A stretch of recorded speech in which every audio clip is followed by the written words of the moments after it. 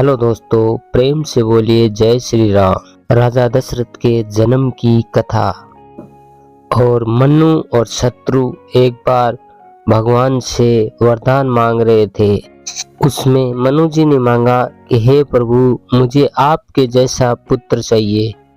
इस पर भगवान विष्णु ने बोला, मेरे जैसा तो कोई नहीं है, परंतु मैं आपको वरदान देता हूँ कि आपके पुत्र के रूप में मैं जन्म लूंगा। और ये ही मनु त्रेता युग में राजा दशरथ के रूप में अवतरित हुए। आगे की कथा इस प्रकार से है। श्री रामचंद्र जी का जन्म सूर्य वंश में हुआ था। बहुत बड़े राजा हुए, राजा रघु, और रघु के बाद में और राजा अज बने। फिर एक बार राजा अज वन में गए, उसको बहुत सुंदर कमल का फूल दिखा और राजा अज उस कमल के फूल को लेने के लिए पानी में कूद पड़े। और वैसे ही कमल के फूल को लेने के लिए आगे बढ़े तो आकाशवाणी हुई कि हे राजन, तुम्हारे कोई संतान नहीं है, इसलिए इस फूल के लायक नहीं हो तुम। फिर राजा अज को बहुत गहरी चोट पहुंची। फिर वो अपने घर वापस आ गए। फिर महादेव ने देखा तो राजा ने कहा कि इस राजा को संतान देनी है। और भगवान शंकर ने बोला धर्मराज को कि तुम अयोध्या चले जाओ। और अयोध्या आकर धर्मराज ने एक ब्राह्मण का रूप धारण करके और धर्मराज नदी के किनारे आके अपनी पत्नी के साथ एक कुटिया बना के रहने लगे। और राजा अज का दरबार लगा था और धर्मराज ब्राह्मण रूप में वहां पे गए थे।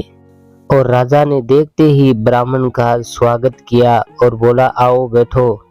और अपने संतरी को ऑर्डर दिया कि जाओ भवन से भिक्षा लाओ और ब्राह्मण को दो। और ब्राह्मण ने उस भिक्षा को लेने के लिए मना कर दिया। और ब्राह्मण ने बोला राजन, इसका अधिकार तुम्हारा नहीं है, ये तो परमात्मा ने दिया हुआ। और राजन ने गले का हार देना चाहा। फिर उसी ने ब्राह्मण ने बोला ये भी तुम्हारा नहीं है। फिर राजन ने बोला कि मेरा अपना तो कोई कुछ भी है ही नहीं यहाँ पर। और ब्राह्मण ने कहा ठीक है, तो मैं जाता हूँ। और राजा ने बहुत दुख हुआ कि अपनी नगरी में आए हुए पहला संत है जो कोई निराश गया। और इस पर राजन ने बहुत सोचा और राजन ने सोचा कि मैं मेहनत करूं और इस ब्राह्मण की झोली में कुछ डालूं। और राजन ने भेष बदल के नगरी में गए तो नगरी के अंदर एक लोहार काम कर रहा था। उस लोहार के घर पे पूरी रात काम किया और उसके बदले में उसको 1 टका मिला।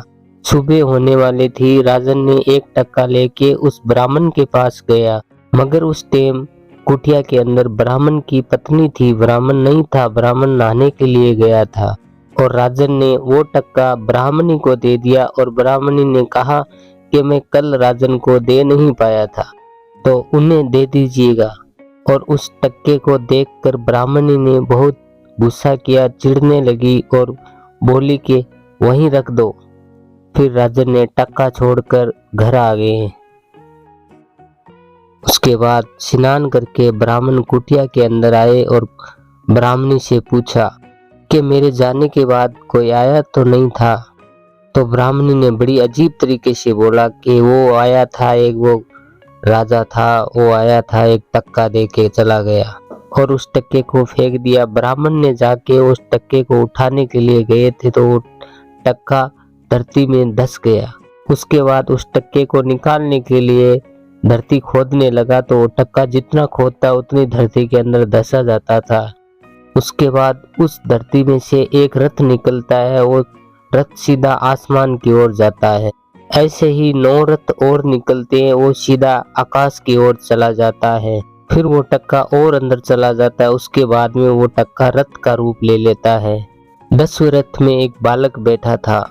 ब्राह्मण ने उस लड़के को उठाता है और समझ जाता है कि ये भगवान शंकर की ही लीला है। और उस बालक को लेके जाता है राजा अज के द्वार और राजा को सारी लीला बताते हैं।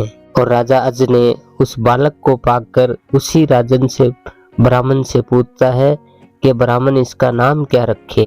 और ब्राह्मण देव ने बताते हैं कि ये 10वें रथ में से आया था और इसका बालक का नाम दशरथ होना चाहिए। और कहने पे ये भी तो आता था कि ये 10 रथ चलाने के योग्य थे। तो दोस्तों, ये ही राजा दशरथ के जन्म की कथा।